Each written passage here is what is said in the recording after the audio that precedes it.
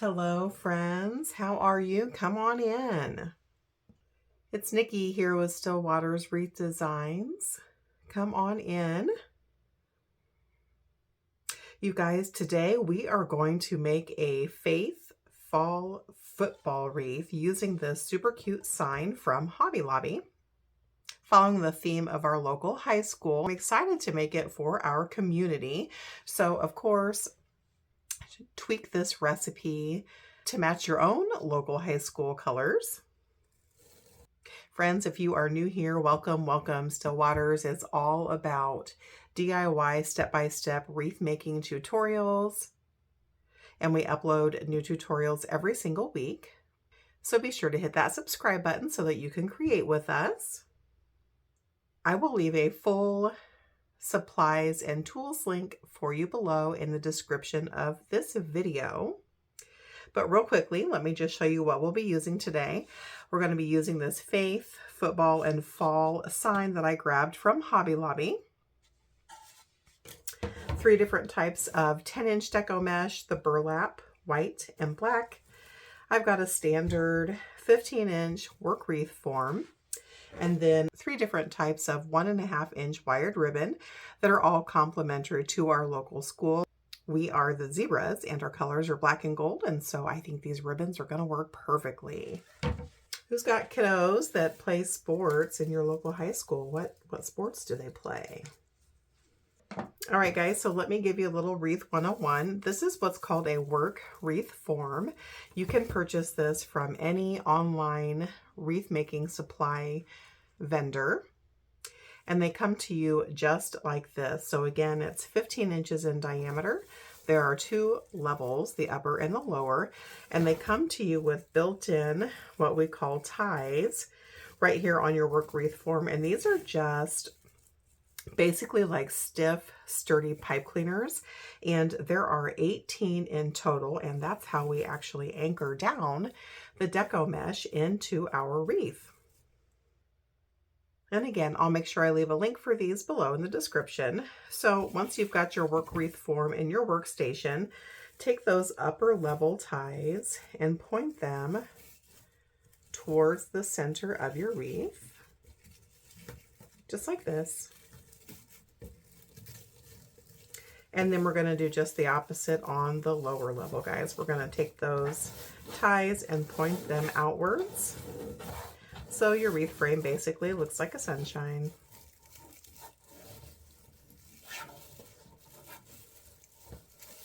There we go. All right.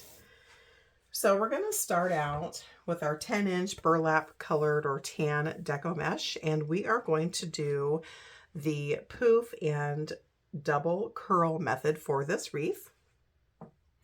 And so what I want you to do is take your tan deco mesh, this will be the poof portion of our wreath, and roll out 1 foot to 1.5 feet or so. Curl side down. And we need to get this anchored down into our wreath base, guys. And so what I want you to do is take your thumbs and hold down your deco mesh right here at the edge. And your thumbs will stay stationary, holding that mesh in place, while your 8 fingers do the work. And all you're going to do is scrunch and gather that deco mesh into your hand, like so. And it's going to leave you about, 1 inch to 2 inches worth of a tail. Once you've got that tail, I want you to actually take that tail and fold it underneath. And what that does is tuck away that raw edge to help prevent the fray. And if you're new to deco mesh loves to fray. So anything that we can do as creators to help reduce that is always ideal. So once you've got that folded underneath, we're going to start on the lower level of our work wreath form. Just go to any set of ties, there's no top or bottom. Open them up into a wide V, and then take your deco mesh tail and press that all the way down to the base at the center of that V. And then take your ties and give it a couple of tight twists to anchor that down, and then point those ties back outwards. And we've just anchored down our deco mesh. Let's go ahead and make our first poof. We're going to add 10-inch poofs on our lower level, and to measure your mesh, just grab a standard ruler, place that down on the most recent set of ties, come out to that 10-inch mark, and guys, we're not looking for perfection. No one's going to be measuring your poofs. And once you've identified that 10-inch mark, just like we did earlier, take your thumbs and press them down, and then have your 8 fingers do the work by scrunching and gathering that mesh back into your fingers. And then pinch that together.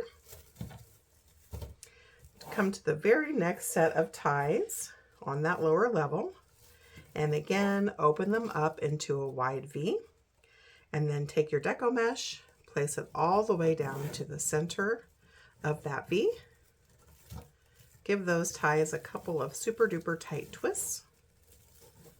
Point them outwards. Fluff your poof, and by fluff I just mean we're just kind of straightening it out. They like to get squirrely. And we've just added our first poof. Let's do one more together, guys, and then we'll speed ahead.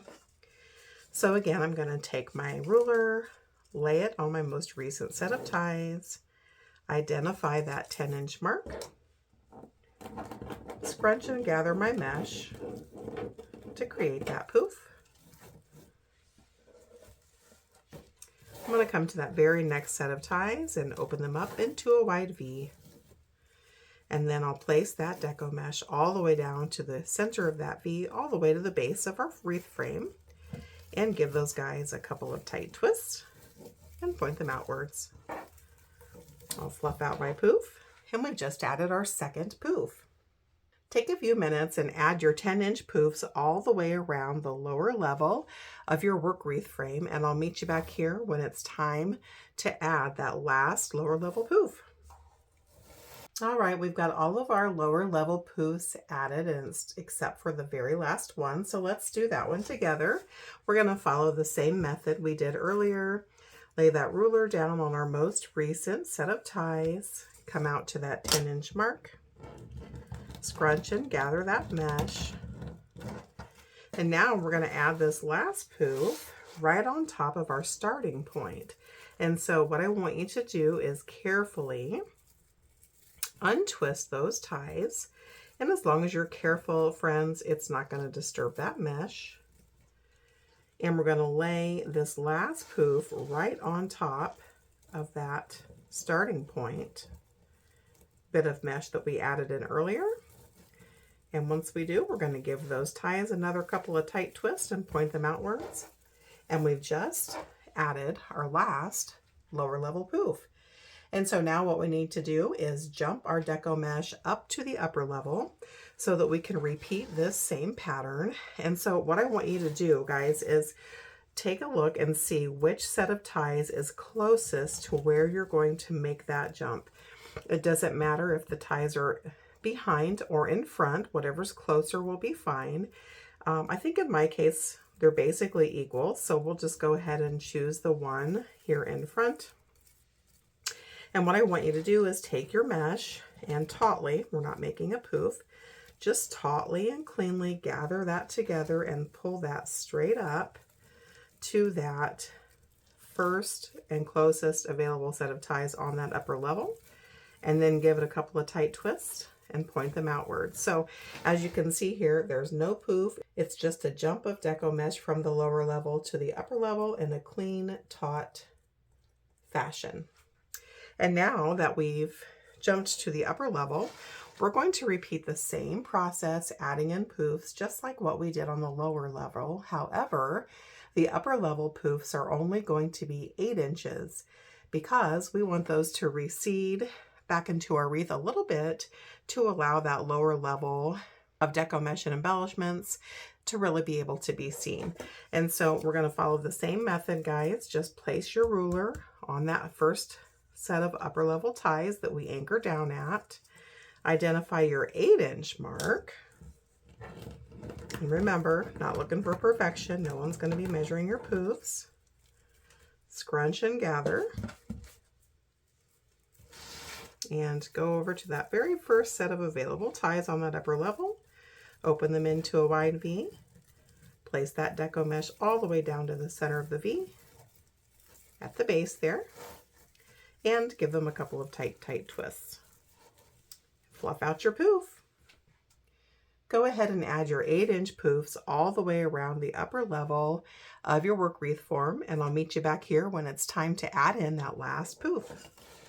Okay, it's time to add our last 8-inch poof on the upper level of our wreath base here, and so we're going to follow that same method. I'm going to lay my ruler down on the most recent set of ties, identify that 8-inch mark, scrunch and gather, and we're going to be adding this on top of this mesh where we jumped our mesh from the lower to the upper level, friends. So just carefully untwist those ties,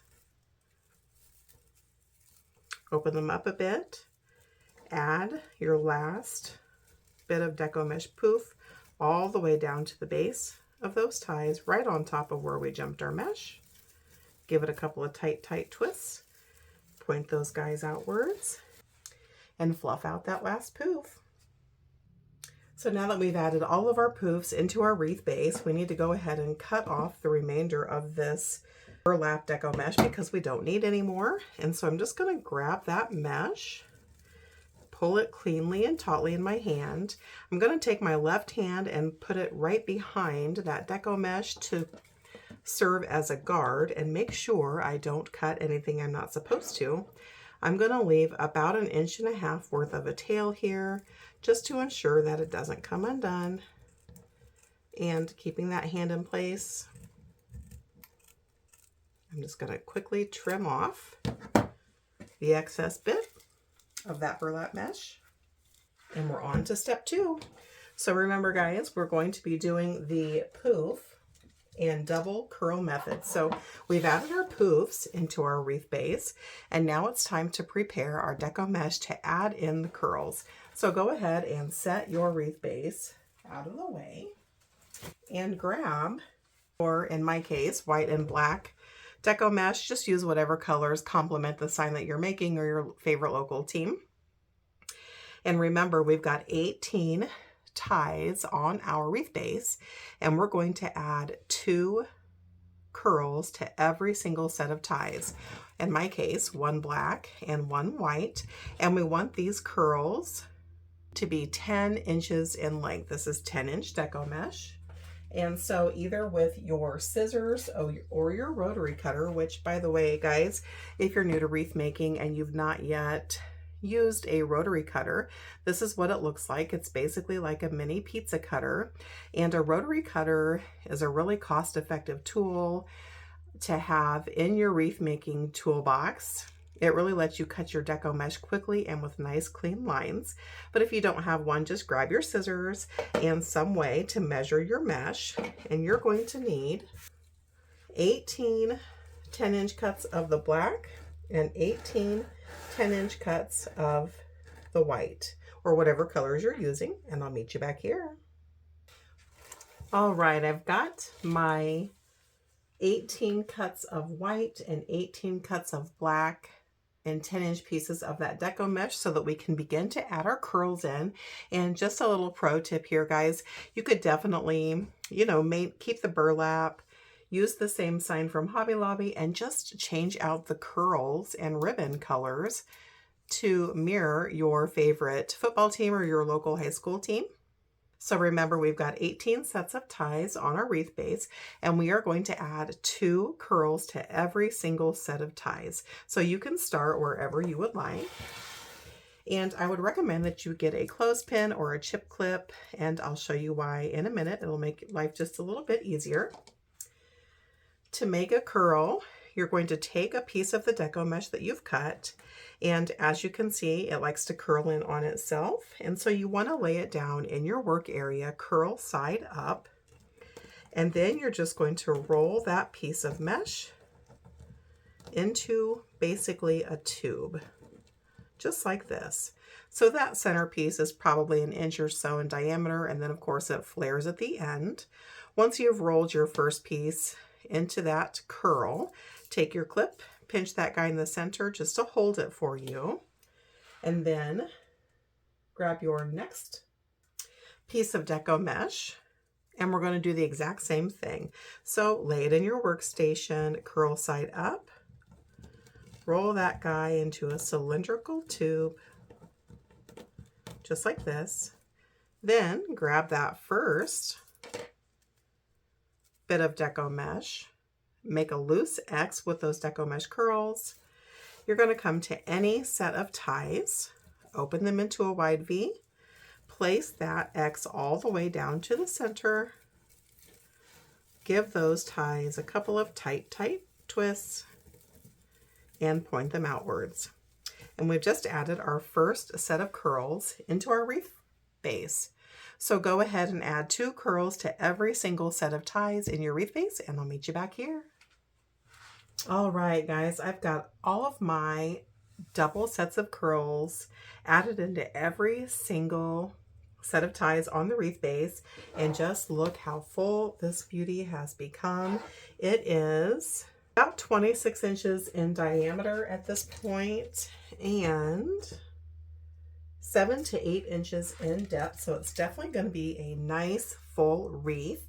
And so let's jump on to our next step, guys. We need to prepare our ribbon tails to add into our wreath base.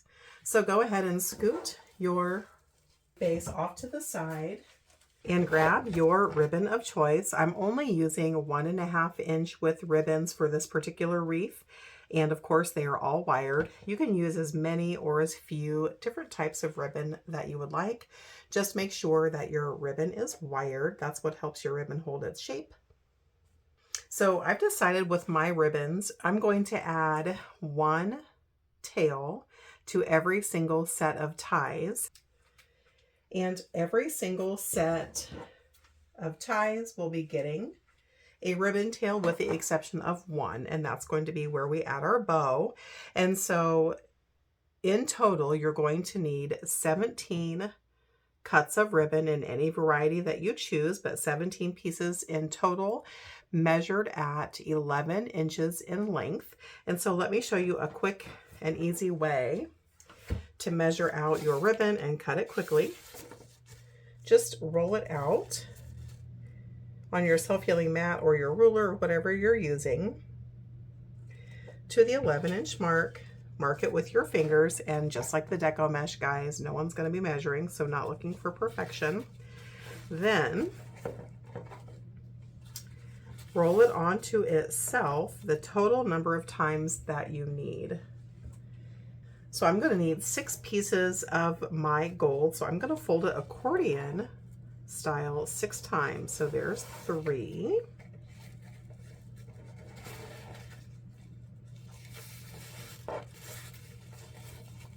4, 5, and 6. Once you've got your total number of pieces, go ahead and cut off that excess bit of ribbon. And then I'm just going to angle cut mine, friends. And so if I angle cut it without separating it, the angles will go in different directions, which I'm totally okay with. Then I'm going to flip my ribbon stack over, make sure those ends are married up, and do the exact same thing. You could also dovetail if you prefer. And then once you're done, you will have cut all of your ribbon to length, separated them, and cut your ends all in one fell swoop. Now, here's what I was talking about, guys, how the angle cuts would be different. I don't personally care if that's something you're not comfortable with. You can separate the ribbons first and then trim them. Of course, if you dovetail the ends, it's not going to matter. It'll come out evenly. But whatever way you choose, go ahead and make sure that you have 17 ribbon tails in total at 11 inches in length, and trim those ends at your preferred preference, either dovetail or angle cut, and I'll meet you back here. Okay, I've got all of my ribbon tails cut at 11 inches in length. My ends are trimmed, and it's time to add them into our wreath. So go ahead and grab your wreath base, bring it back to your work area, and every single set of ties is going to get 1 ribbon tail. with the exception of one. You're going to leave one empty on the upper level. It doesn't matter which one because we've not added our sign in yet. And so to add your ribbon tails in, friends, you're just going to take your piece of ribbon, identify that center point. You can either eyeball it, or if you're more comfortable, you can fold it in half, and then that crease will indicate your midpoint. Pinch and pleat that in the middle so it kind of looks like a men's bow tie.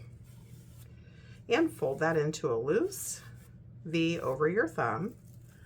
Come to any set of ties, remembering to leave one empty on the upper level. Add that ribbon tail all the way into those ties. Get your small snips, and once you've secured that guy down in there, trim off that excess bit of tie because you aren't going to need them anymore, and throw them away. I like to just take my fingers and curl those guys back in like so. And then I fluff out my tails. And by fluff out my tails, friends, all I'm doing is making sure they're coming away from the center of my wreath. And I run my fingers up and over them to give them a little bit of height. We'll do one more together and then we'll speed ahead.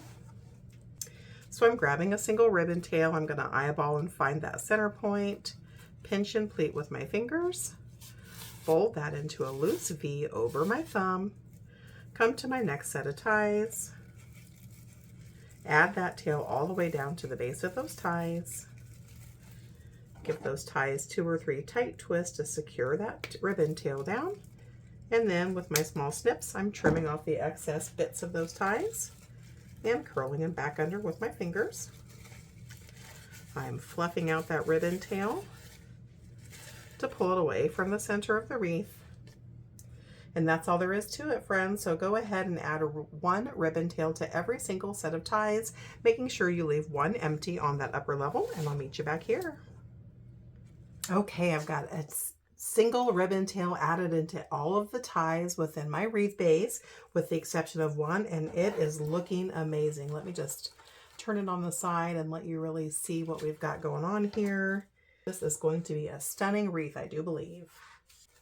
All right, so the empty set of ties that you left for yourself that's going to be a bow in a short while needs to be in the middle to lower left-hand corner, because the sign that we're using from Hobby Lobby basically looks like a 90-degree angle. And so we're going to attach it in the upper right-hand corner, basically between 11 a.m.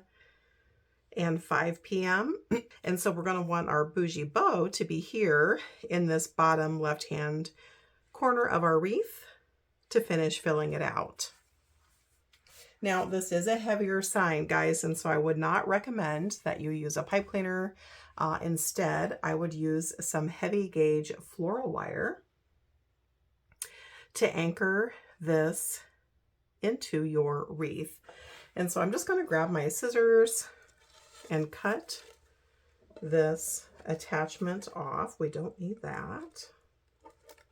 So I'm going to use 2 heavy gauge 18-inch length pieces of floral wire to anchor the sign down. And as I mentioned, luckily those holes that Hobby Lobby had drilled for that twine hanger basically align with where we're needing to hang this. So just take your piece of floral wire, fold that guy in half, basically into a V, just to identify that center point. And we'll attach it at the top first. And so I'm going to flip that guy over and tightly, so there's no clunky wire on the front. Give that guy a couple of twists with my needle nose pliers to make sure it's nice and secure, and that there's no wrinkles or anything bulky from that front side. And we're going to anchor it down by basically working our ties right through our mesh, preferably at a place where there are ties, but if you can't, you can't. You're going to want to make sure that your floral wire stems are wrapped around both of the upper and lower level rings on the back of your wreath base to really keep this guy sturdy, because again, this is a heavy sign. So I'm going to speed through getting this attached, and then I'll show you what it looks like on the back. All right, I've got my sign anchored down, so I want to show you the back of this. If you can see, I'm going to zoom in with my camera. So I've anchored it down here, and it's just around the inner and the middle rings. Once I anchored it down, you'll have to flip it over a couple times just to make sure it's really in place. I took my needle nose pliers and I tightened that heavy gauge floral stem 8 to 10 times pretty tightly, and then I trimmed off the excess bits with my snips, and then I took my needle nose pliers and curled those ends back under just to make sure that it wouldn't ever poke anyone if they grabbed the wreath at that area. And then at the second point, you can see I did the exact same thing, with the exception that I actually wrapped it catty corner around a crossbar. And it's really important, friends, that if you have the opportunity to do so when you're anchoring this sign down, that you wrap that floral wire stem around a crossbar, because that will prevent your sign from sliding. So at least at one of the points, one of the 2 points, try to get that wrapped around a crossbar. And again, 8 to 10 tight twists with your needle nose pliers to trim off those ends and curl them back under out of the way. So we've flipped this beauty around a few times here. I'm just going to straighten out my tails, and then we're going to move on to our last step, which is making a bougie bow for our last set of ties in that bottom left-hand quadrant. I'm going to make my bow using the exact same 3 ribbons that we used for our tails. For the sake of time on this video, I'm going to make this off of camera. If you are new to wreath making or bow making and still struggle with that, I will leave a couple of links to step-by-step tutorials on how to make a quick and easy bow for your wreath in the description of this video below, so that you can reference that if you need to. I'll be right back. So I've got 1 gold and 1 black pointing straight up, 1 gold and 1 black pointing straight down, and then the zebra also pointing down. Making sure that my loops and my tails are going the right way. I'm going to come into the set of ties that we have left open for our bow. I'm going to get that guy secured down in there. I'm not going to trim off those bits just yet. I want to make sure I'm happy with the placement. And I'm going to dovetail the ends here. Excuse me, I'm going to angle cut the ends.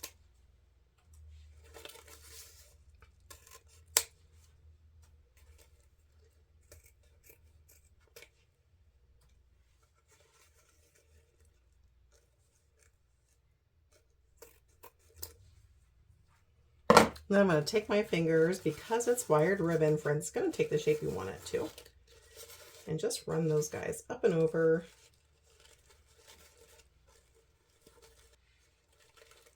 I am happy with that. So I'll take my little snips and trim off the last bits of ties here. And we are finished. This turned out so stinking cute, guys. Thank you for spending some time with me today. If you enjoyed this video, please be sure to give it a thumbs up. It really helps my little channel to grow. Thanks for crafting with me today.